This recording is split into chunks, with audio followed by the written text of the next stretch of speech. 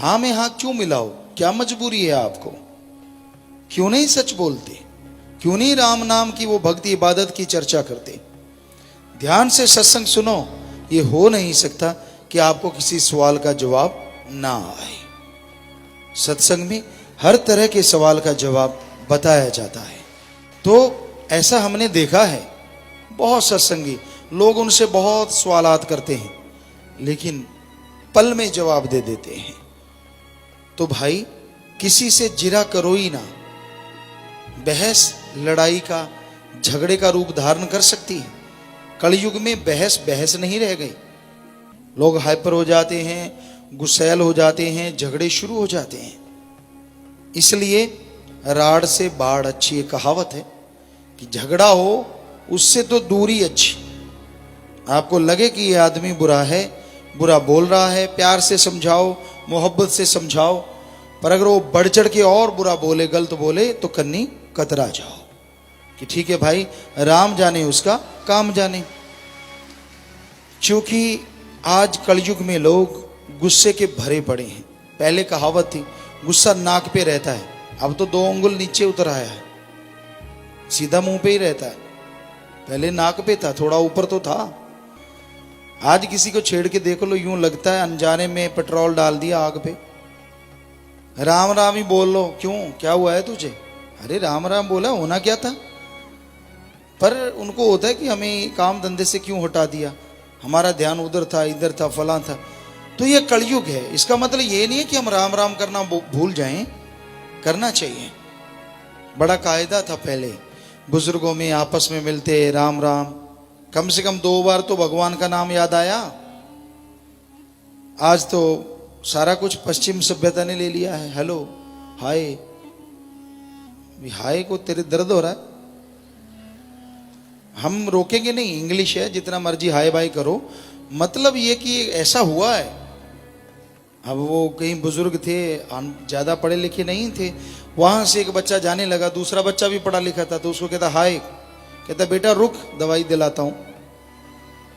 वो कहता ताऊ क्यों? कहता तू हाय हाय कर रहा है कब से? क्योंकि उन्हें 2-3 बहनों को भी हाय किया, उसको भी। तो हालांकि ये पश्चिम सभ्यता, जरूरी है इंग्लिश सीखना, इंग्लिश बोलना, लेकिन अंधों में काना राजा बनना जरूरी है क्या? यहाँ बुजुर्ग बैठे हों, अपनी संस्कृति है तो उसके अकॉर्डिंग भी तो बोला जा सकता है। जरूरी तो नहीं हाई बाई टाई से काम लेना। ठीक है, आप पढ़े लिखे हैं, एक आपका सारा उस तरह के लोग बैठे हैं तो कुछ भी बोलिए, लेकिन यहाँ बुजुर्गवार हैं। वैसे राम राम जैसी चीज ही नहीं है।